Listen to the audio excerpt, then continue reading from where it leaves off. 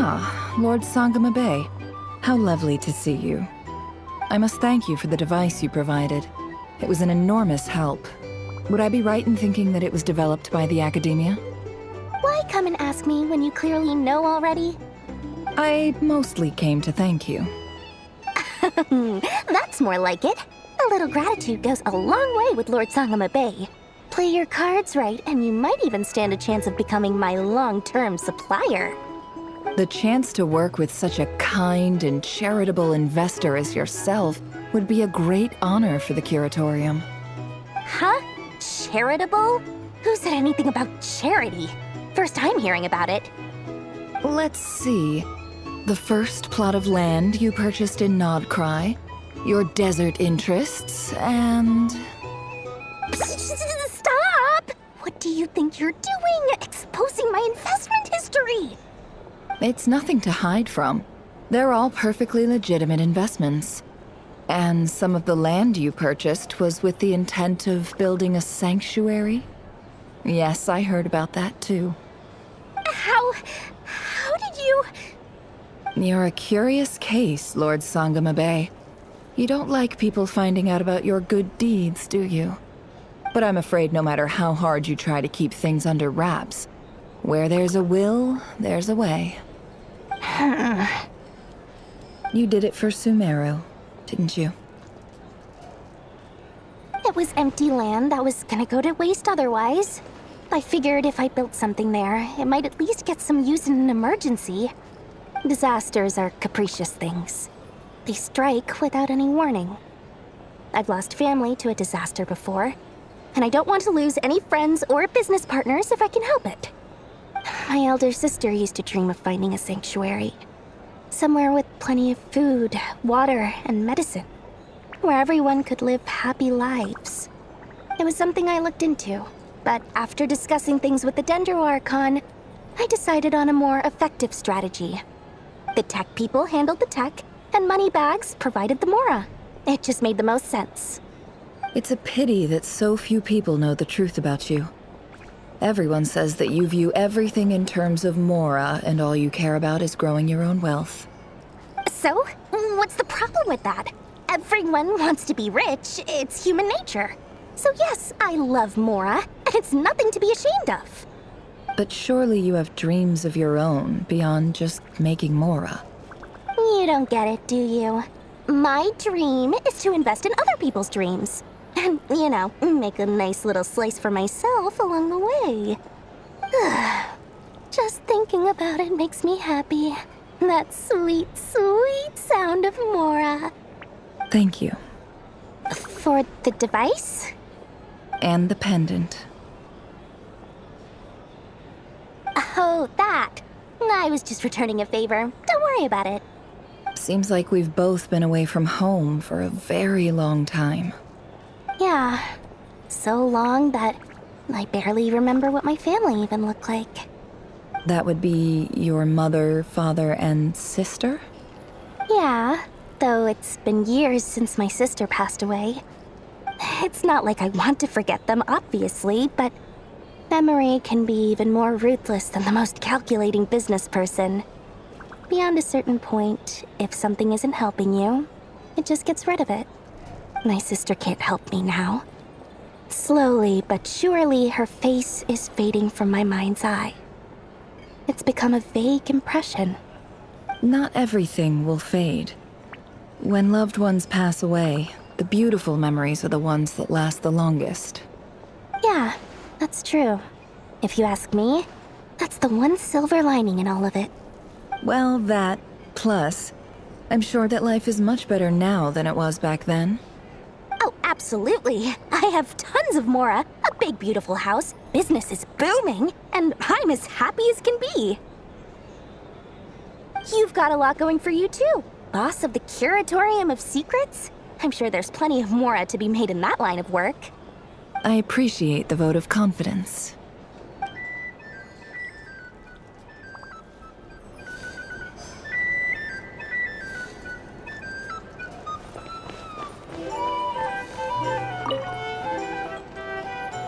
How have you been holding up? Any adverse reactions? If you start to take a turn for the worse, Make sure you tell me right away. You don't need to worry about me, Grandmaster. I'm fine. I mean, I barely did anything, so... What? You're too humble, young man. You played an indispensable role in the battle for Nodcry. We can't thank you enough for your support. Sometimes, when people praise you, it's because you deserve it. The best thing is to accept it calmly and with grace. It's important to learn how to respond to words of admiration. Let's do a quick demonstration. Albedo, that was an incredible feat of alchemy. The pressure was on, but you worked flawlessly at lightning speed to get the job done. Thank you. I can't take all the credit, though.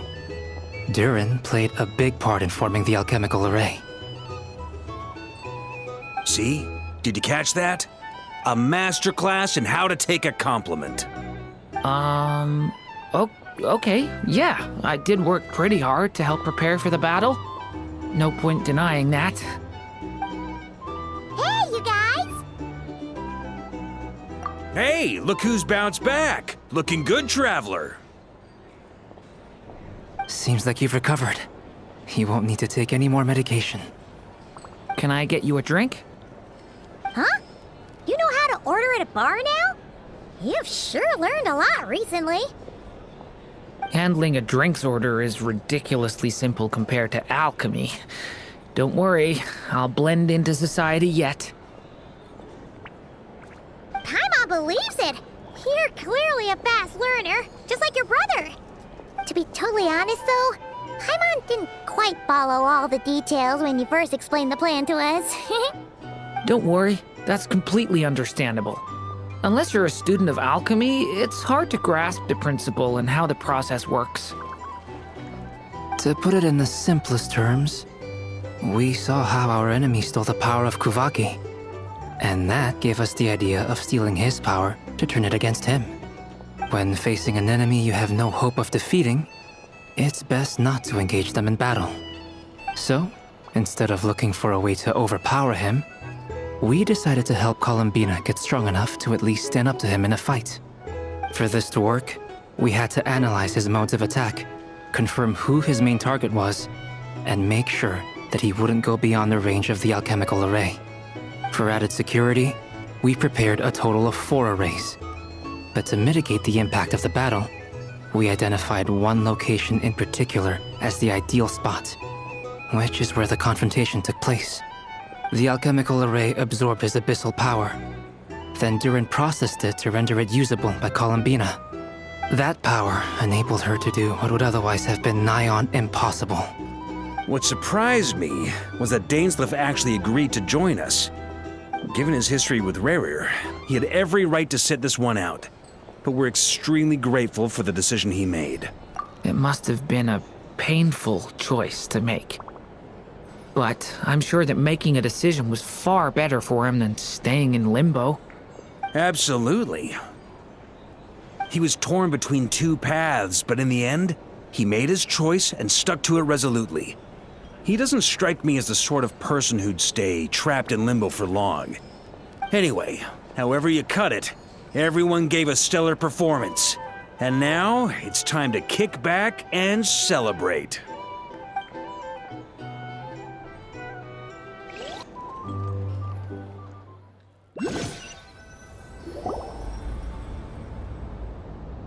That's the only reason you're here.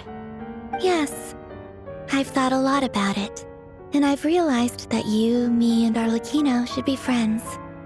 I think this is very important. So I felt I had to come and tell you. Well, this is a new one. I'm so moved. I can't even hold my teacup. If that's all, you can leave now. Do you not want to be friends with me? Or is it that you prefer being co-workers?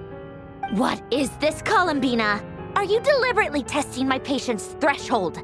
Right now, my politeness module is active. But if you say another word, I swear I'll shut it down. If your politeness module was active, wouldn't you say the word please at some point? Polonia, please see Lady Columbina to the door. Will you still invite me to your next tea party? What? Yes, I think you will. Bye-bye, dear Sandrone.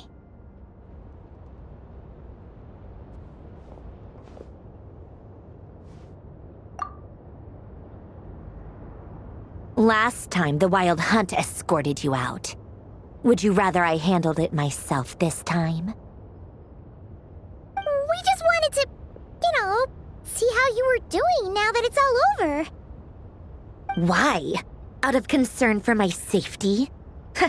I hope you didn't seriously think that the Rayhir of Solnari would be able to lay so much as a finger upon me, given how prepared I was. Mostly because you kind of helped us out, so we just wanted to check you were okay. Looks like all your robots are fixed, huh? Oh, don't you worry about that. Tea time is already a write-off. The visitor before you managed to kill my appetite. If you're in the mood for tea, go ahead and help yourself. Otherwise, it's going to waste. My coasters are still missing in action, though. Use this notebook instead. Whoa! Pretty hefty notebook. Look at all those calculations. You can ignore those. They're just dumb scribblings. I doodle and write in my free time. Sometimes I remember the distant dreamlike past. Sometimes I imagine the far-flung future. And other times, I grit my teeth and note down all the crazy nonsense going on in the present. Some people do the crosswords in the newspaper. This is my equivalent of that. Trying to predict the future is like daydreaming, and writing about the present just makes me furious. The past is my favorite. If nothing else, it's already set in stone, so I don't have to rack my brains trying to figure it all out. Huh. Although, having said that, the only vaguely interesting memory in my past is probably that guy they call Lord Artificer. Who else? Pretty much all the mecha and Fontaine are his personal handiwork. Wait, are you saying you know him? Like, personally? As a friend? I mean, I guess we were friendly enough. Yep. In fact, I'm probably the only normal person left who knew him at all. We used to chat occasionally back when he was still around. Before he passed away, he asked me to destroy all his manuscripts. I honored his request, but I did read through everything first before destroying them. I mean, I couldn't let the genius of Lord Artificer Alain Guillotin disappear like that. Would have been such a waste. So, that's where the formulas in your notebook are from? I just told you.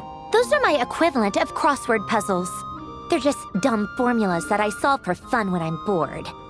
Alain's work was like epic poetry. The formulas in my notebook are just silly little riddles in comparison. Not that there's anything bad about them. I mean, at least, solving those riddles isn't going to hurt anyone. Except me, 'cause I lose a few brain cells in the process. Anyway, while we're on the topic, I might as well tell you about what happened to him and his friends. Alain Guillotin had two close buddies, Renee and Jacob. They spent their childhood years together in the Narzissenkreuz Institute. They were all quite competitive, so there was some rivalry between them, but it was a friendly rivalry. But beneath the friendship and the rivalry ran something deeper, a sense of nostalgia for the past. Unfortunately, childhood would end, the prophecy would come true, the apocalypse would arrive, and the future would never be. A mad dream that would normally only capture the minds of lunatics began to take root in their hearts. A dream of saving the world. And if Renee and Alain had been people of lesser wits, that dream would probably have ended up as something for them to joke about in their older years. But alas, they were some of the sharpest minds around. They nurtured that dream with the full power of their intellect, and it grew into something that ate away at their souls. The first of them to fall under its spell was Renee. Against Alain's wishes, he persisted in experimenting on a mutual friend of theirs to try and save their life. Alain did not approve and parted ways with Renee. It's complicated. Alain wanted to believe that Renee only did what he did for the sake of their friendship. But when he told me about what happened, I could tell he still had some suspicions about Renee's motives. Perhaps the seed that would grow into a nightmare had already sprouted in Renee's mind. Even then, the next time they met, Renee's soul had been completely engulfed by the dream of salvation.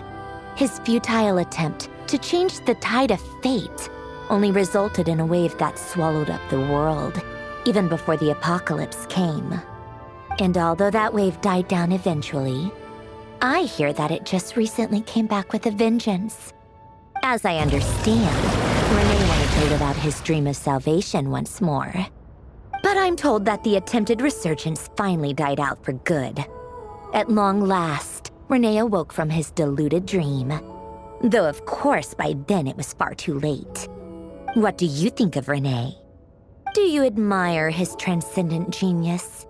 His view that any price was worth paying to achieve the lofty goal of saving the world?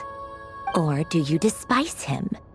Dismiss him as an evil madman who wrought havoc on the lives of everyone around him as he pursued his delusional dream. Same difference, really. Just a matter of perspective. Doesn't surprise me. You share one thing in common, after all. You both want to be the savior. The only difference is, your dream came true, and his, well, he wasn't the one who made it come true. I don't like fanatics who give up their whole lives for their ideology. Nor do I like fools who let their delusions take control. Maybe I could understand if Renee had just been an ordinary person. But he had a sage-like intellect, and still managed to get himself lost in a labyrinth of his own desires. Anyway, that's enough about Renee. Now, moving on to Alain Guillotin, the Lord Artificer. He managed to put a stop to the first storm whipped up by Renee. But after that, Alain lost his friends and family. To his credit, I suppose, the loss of his family and friends was purely a tragic accident. It's not like Alain sacrificed them for his cause or anything. After that, the only thing supporting his work was the same dream that had dragged his closest friend down to the abyss. But although the desire to save Fontaine drove him to found the Fontaine Research Institute, Alain continued to reject any form of transcendental knowledge or power. He was suspicious and fearful of it, having seen the way it had affected his closest friend. I think that formulas and machines derived solely from human intellect were the only thing that gave him a sense of spiritual comfort. Yet Alain's intellect was simply too great. It barely left him space to breathe in his lifetime. Once he realized that the end of his life was approaching, he finally accepted the truth. The Nazissenkreuz Institute needed someone, and a human being, to see its story through to the end. He quit working on his formulas, trading them in for the fairy tales that had played such a formative role in his childhood, but which he'd barely touched in his adult life. He told me that the director of the Nazissenkreuz Institute used to read those fairy tales to the children as bedtime stories. Apparently, they worked wonders at sending kids off to sleep. I think that all he wanted at that time in his life was to be able to sleep deeply without being plagued by depression. By that point, nothing else really mattered. At the very end, he laid down to rest in the ruins of the former Nazissenkreuz Institute orphanage, while the Fontaine Research Institute he had founded continued tirelessly with its work. Many years after that, tensions over competing dreams would once again cause a rift, this time between members of the Fontaine Research Institute. But the actions of those fools had nothing at all to do with Alain. And that is the story of two people from the Nazissenkreuz Institute who both wanted to save the world. One went all in on his fantasy of salvation without ever looking back, and ended up calmly sinking to the bottom of the deepest sea. The other sought desperately to burn bright in his life, even though he wasn't sure where he was going. I do sometimes wonder, why is it that people like them have such grand hopes of saving the world? Even the grandest tree starts as a tiny seed. So perhaps, for each of them, their mission to save the world began with a very simple desire: to save themselves. They were young children with friends and family who mattered to them, desires to explore the meaning of life, ambitions to have a successful career. They didn't want to see all of that taken away in one fell swoop. Or maybe they just wanted to find something to anchor themselves within the chaos, to stop them getting quietly swept away by the storms of life. But instead, the search for their own salvation took them down the rocky road laid out by fate. Do you think the desire to save oneself is enough of a justification to try and save the world? The way you said that sounded just like Alain. I asked him the same question back when he was in his prime, putting all of his energy into his work. He gave the exact same answer as you did. No elaboration, just a quick short answer before getting right back to his work. He was always that way. All right, tea time's over. I owe Arlecchino a favor for telling me these stories. I'll have to bring a whole sack of gifts the next time I visit the House of the Hearth. I'm gonna go tinker with Polonia now. You guys can do whatever you want, as long as it doesn't involve interrupting me. Polonia, exit hibernation mode. Begin diagnostics.